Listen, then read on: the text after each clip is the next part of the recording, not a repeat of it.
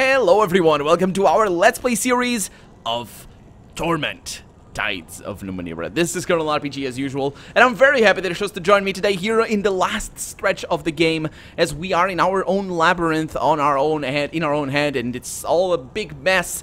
Last episode, we met the Specter again.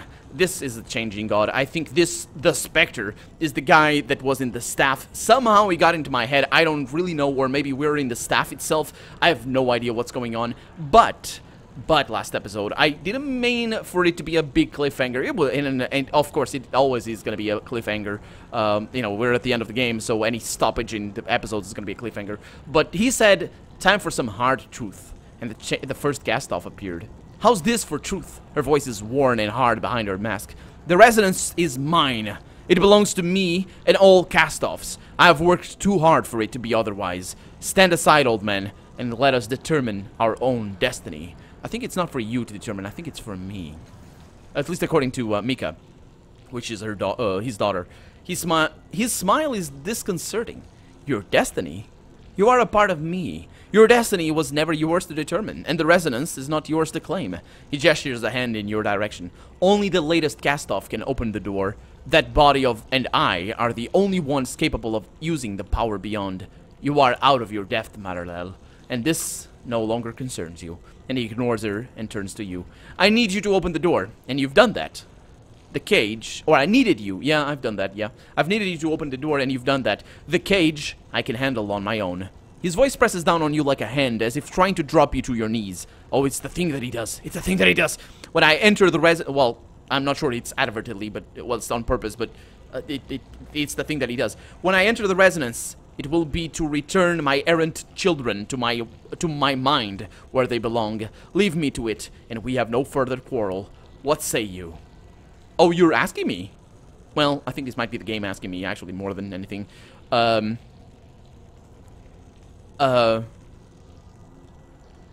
Let's see. You think someone who calls himself the Changing God would learn from his mistakes? I don't...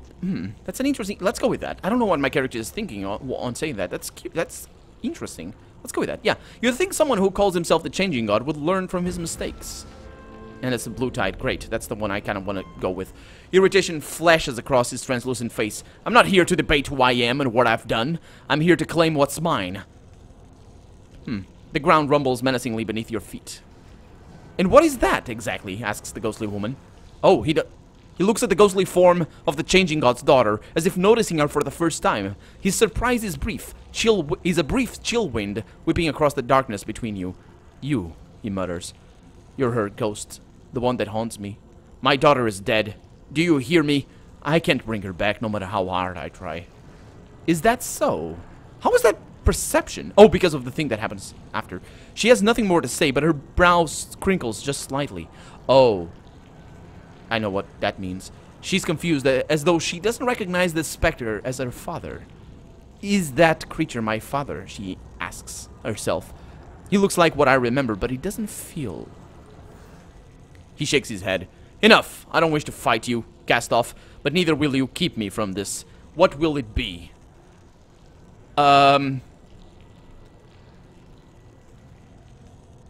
She is your daughter. It makes total sense, but he is also her father. And I think it's meant for me to get confused, the fact that she doesn't think... I think it's meant to be a mirror as well. The fact that she doesn't think he's her father and he doesn't think she is her daughter. His daughter. Because it's just tricky. You're seeing the pure... That makes so much sense in for so many reasons, but it's tricky to know. This is their consciousnesses. Their consciences. They transfer that. We learned that last episode, that they transfer their consciousnesses through bodies. And just because that's... Let's go. That just makes sense. Yeah, she is your daughter. She told me so. But yeah, wait a minute. That's not a very good reason. The real Changing God died when I was born. You're just a backup of his memories. But that's still him. That's still him. And I think that's a better Changing God than the one that died. Anyway, yeah, I don't know. She is your daughter. She told me so. The Spectre hardly looks at her. No, he says, she's not real. I want her to be, but wanting doesn't change anything. My daughter is dead. Now, will you let me enter the resonance chamber peacefully, or the resonance peacefully, or must I force my way in? The resonance is not yours to claim. The real changing god died when I was born. You're just a backup of his memories, and he's gonna say exactly what I was saying before, most likely. You speak in simple terms, the Spectre says, arcing his eyebrow, but you're dense, even for one of my cast-offs. I am the changing god, and you are standing in my way.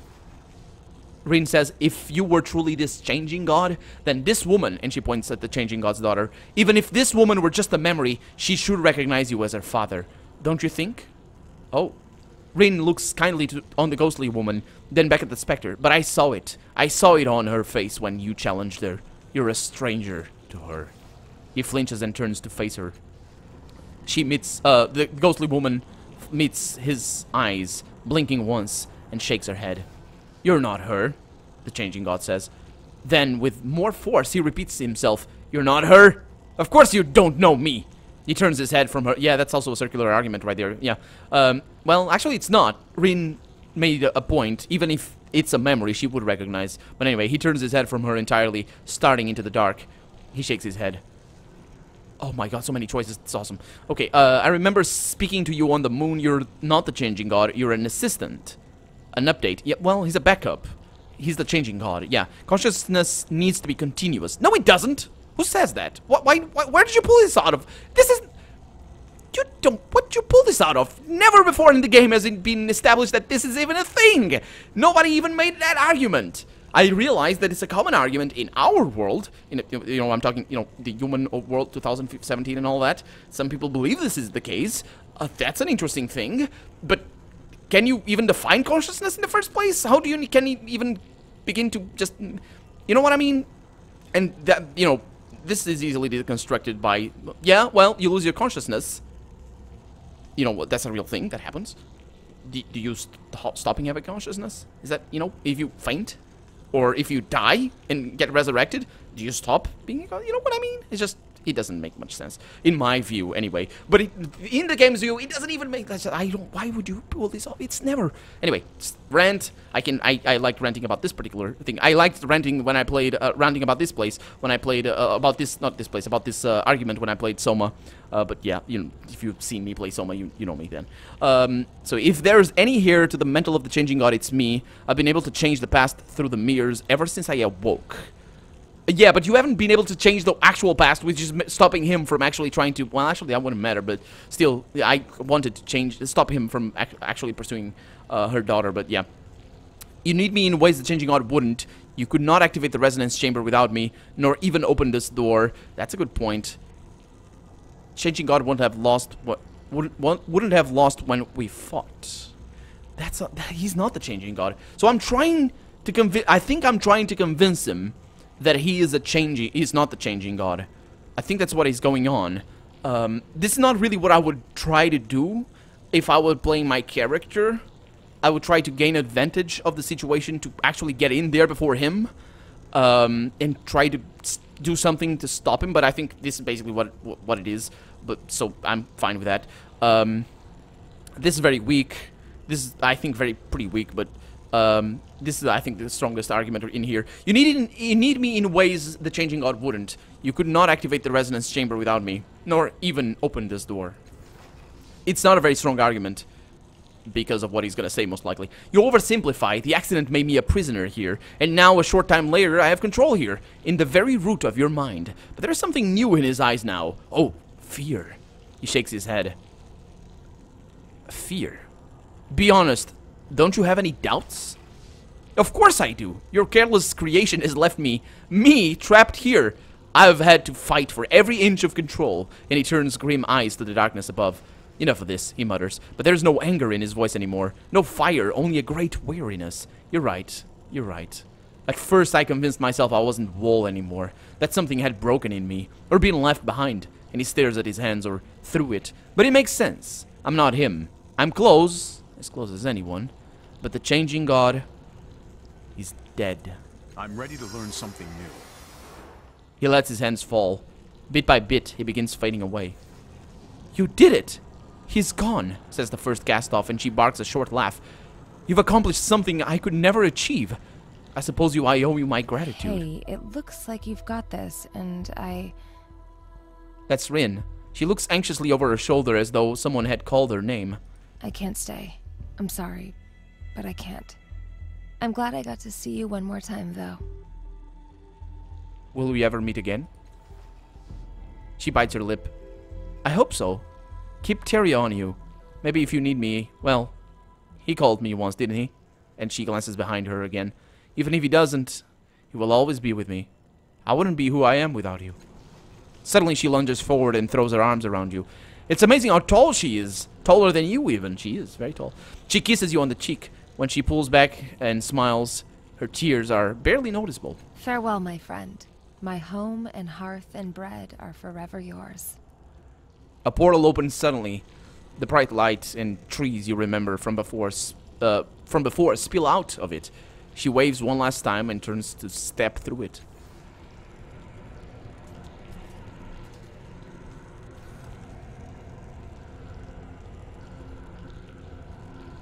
So she joined me just for a little bit. That's okay. Yes? I don't know why she left, though. But I don't think I need to know. It's okay. It's okay. What is that?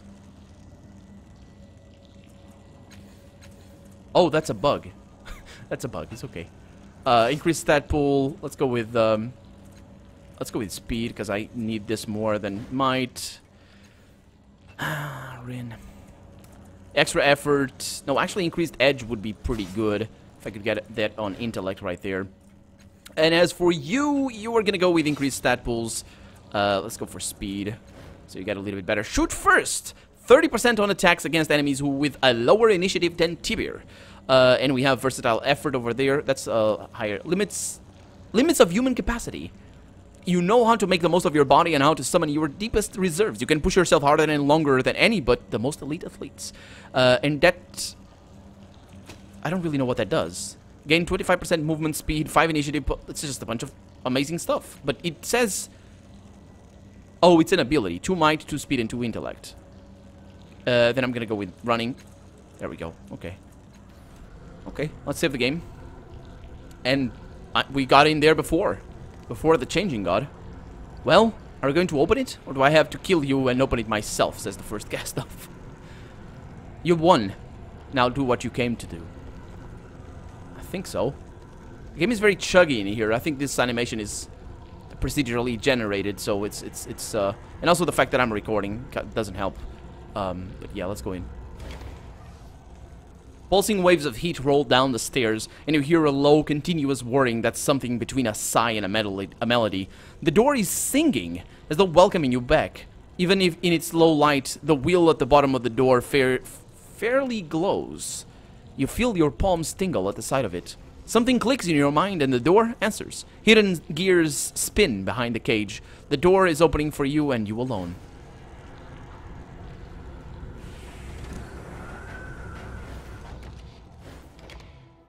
That's the sorrow. Okay. The sorrow is here in its full power, wearing the unquiet psyches of its victims like a tattered cloak. Filaments of light and energy leak from it, strange colors that correspond to no tides, you know. Its tendrils flutter and flap in an unseen breeze. You come before me at last, yet we have met so many times before.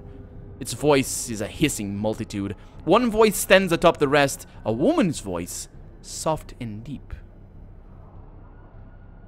Huh. It gives me no pleasure to meet you in this place, but you and your kind have left me no choice. Every body your sire creates abuses those forces you call the tides. They draw energy from those around them. In doing so, you weaken the seals on energy you do not comprehend. You increase the amount of suffering in the world. Every attempt at mitigating that damage has failed. Every step results in misery. You are the first in millennia to hear me speak in an embodied language. You are persistent, tenacious, and durable. And so perhaps worlds will suffice where destruction has failed. It is time to bring this experiment in immortality to a close. While while the creature speaks, its thoughts assault you, crushing your mind in an alien embrace. It takes an extreme effort of will to shut them out, just so you can speak. Okay, so I don't understand what's going on. Okay, I understand that. Well, I understand that I don't understand. And it makes sense with the whole law of entropy and just that I don't really know which one it is, but like I think the third law of thermodynamics or something. The whole thing of nothing is created, everything is changed. And if you are creating immortality, if something is being drawn from, and energy is created, then something must lose. But the whole thing about creating suffering, it might... I don't really know what the tides are. It might be... I'm just trying to stop the abuse of the tides. So is it. So I will try to ally with the sorrow, I think. Because I can't beat it. I'm pretty sure I cannot beat it. Are you? We shall see. I know what they say of me. Destroyer of civilizations. Death's mistress. Soul taker. Ender of the circle. Yet I am no pleasure. I take no pleasure in destruction. My pursuit of your kind has been solely a matter of expedience. But you have come this far. Despite my attempts to stop you, I will give you a last chance at an alternate solution. When Adiris asked you what one life matters, you replied that only a life lived to its fullest matters, that a stagnant life has no meaning. We shall see if you will stand by those words. Actually, I didn't answer that. That wasn't what I said. What I said is that life matters as much as you make it matter. Because if you don't do anything with it, it doesn't matter. It's kind of... You know, it's kind of what you say, but not really the whole... You're kind of radicalizing it. Now, I wonder if that's just an oversight by the writers, or if it's actually the character of the sorrow.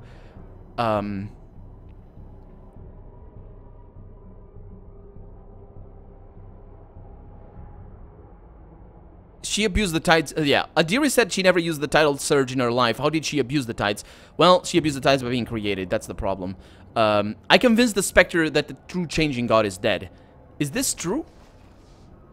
It is late to speak of truths and identities. The one you called the Spectre was the embodiment of the changing god's life and memories. When you convinced him he was dead, that became true enough.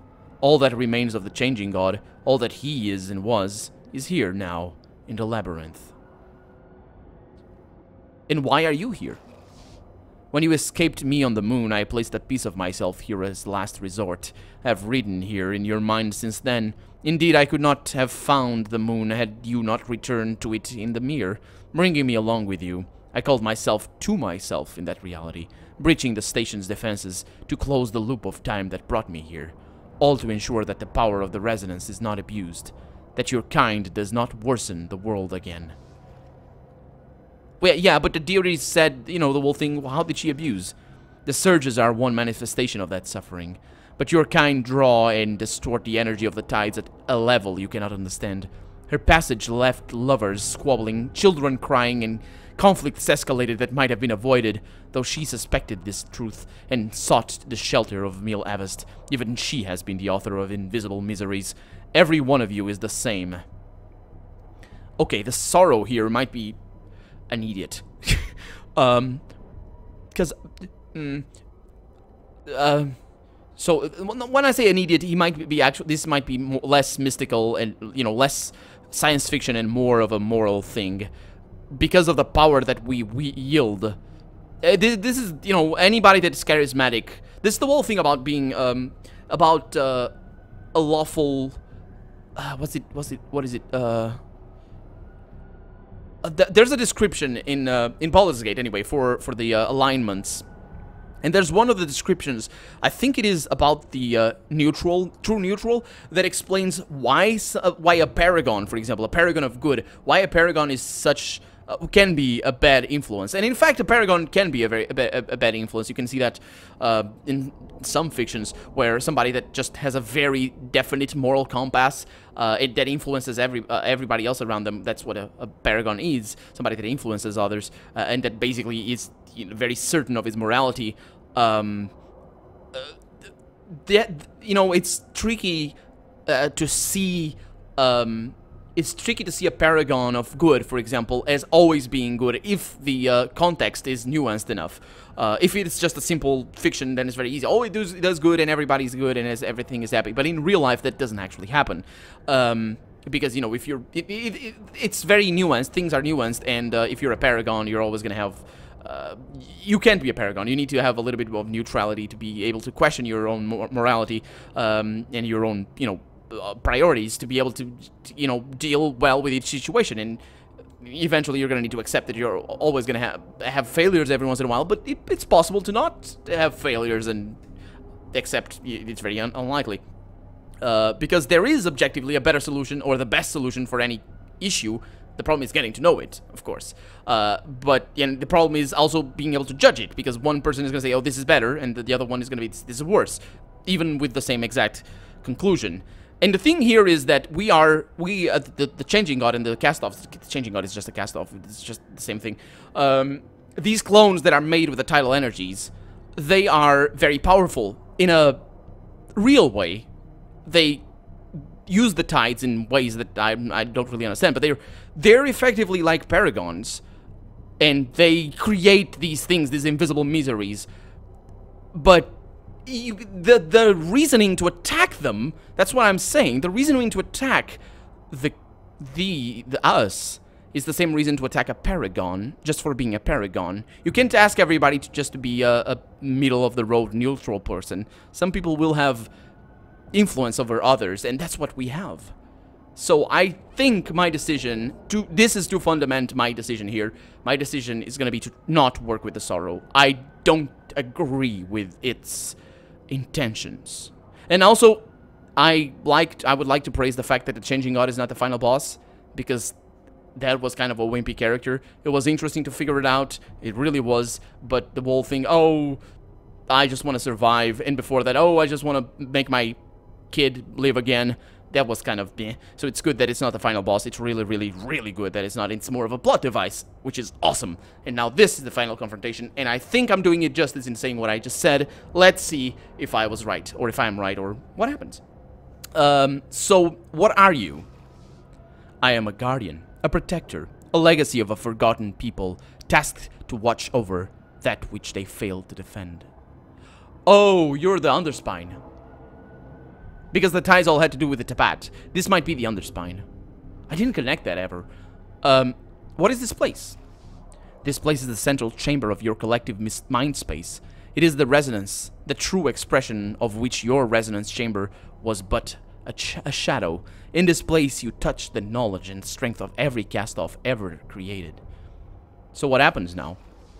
It is up to you. The question is, with what purpose have you come? That's a very good way of putting it. I like that. I came here to stop you from hunting us. Okay, that's a thing. I came here to end the tidal abuse caused by our bodies. Not really. I came here to keep the Changing God from snuffing out our existence. That's really what I came here for, and I'm gonna stay true to that. The sorrow pauses for a moment. The fate of the cast-offs hangs by a precarious thread. Tread carefully. So my sire believed that submitting all the cast-offs into himself would stop you from hunting us. Is that true? That's not true. I'm pretty sure that's not true. I'm not gonna ask that question because I'm pretty sure it's not true. The first, I may ask that question. Let's see. The first said that severing the connection between us would stop you from hunting us. Is that true? That's not really. I don't think that's true either. What if I just want everything back the way it was? Is that possible? Yeah, I kind of want that. The sorrow considers your words, teasing out the ramifications. At last it speaks. Yes, you and your kind can continue to exist, and I will continue to hunt you down, the ever-present looming specter of your mortality erasing you from history one by one. I will allow this. Wait a minute. What? It seems like you'll allow any choice I make. What will you oppose? The sorrow hesitates, as if not sure it should impart this information. The resonance has the power to combine and sever, and to remove the protections over the tides entirely. Doing so will unfetter a truly dangerous force. imperiling the land and the psychic landscape for millennia. I cannot permit this choice, and I will resist it with all of my strength. Wait. Remove the protections? Wait a minute. Protections like you. I am a part of those protections, but not the only part. The released tidal forces will flow across this territory, devastating the mental landscape. Many would suffer serious damage to their sanity, and others would find travel through the resultant psychic pollution impossible for thousands of years. It draws itself into a more sinister form. This I will not allow. Doesn't mean that I will not choose that, but doesn't mean that I can't actually, but I will have to fight the sorrow. I don't think I want that actually. That's a very interesting ending, but I hope it is, but I'm not gonna get that one. Let's go with this one, and let's ask because we can. My sire believed that submitting all the cast-offs into himself, or subsuming, I should say, would stop you from hunting us. Is that true? Perhaps, for a time, if he could resist making no further cast-offs. But I have trailed him across centuries, and I know he could not resist. The lure of new experience is too strong for him to resist. It would awaken me again and again. Okay. That sounds... yeah. What if the cast-offs were subsumed into someone else? Someone who wouldn't perpetuate the cycle? Could you find such a person? I would consider it an ideal solution. Yet consider this space. The sorrow's arms sweep across the resonance, strangely aflutter, their movement bending your perceptions. This is a space too large for any mortal mind. Even one fractured through reality cannot hold it all. Only someone already attuned to the labyrinth might successfully contain your minds. Only one of your kind. I didn't read that line, but then I thought, I haven't read the line yet, but I thought of that before I actually saw the name. You said someone attuned to the labyrinth could contain the minds of the cast-offs. Does that include Mika? She has no body, says the sorrow. But if you were to allow her to rise to the surface of your mind, to take your body, then it would be possible for her to absorb these experiences, though I do not know if it would cure the illness that spurred her father's experiments.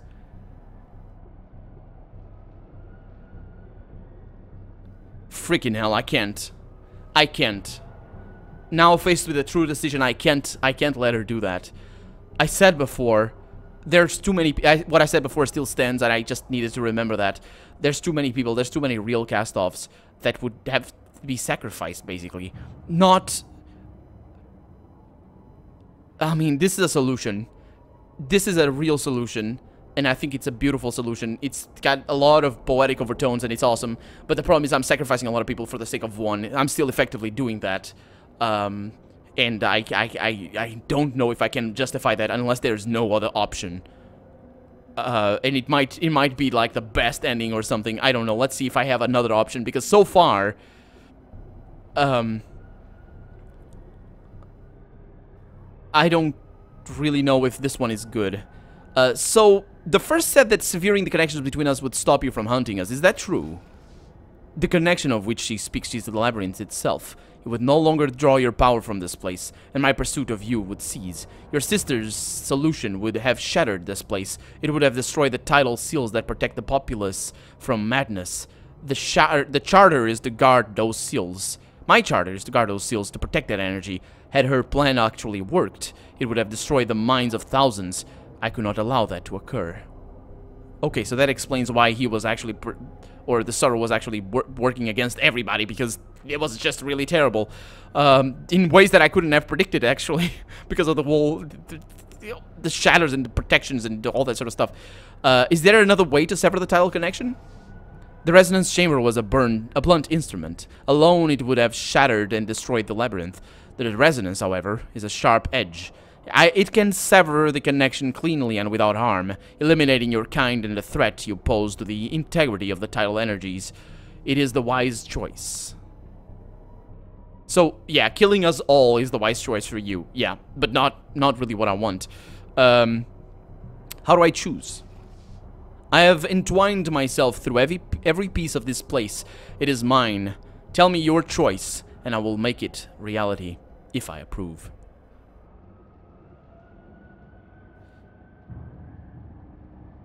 Well, I'm thinking that this is gonna take a little while.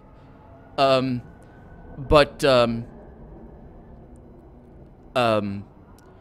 I'm gonna end the episode here.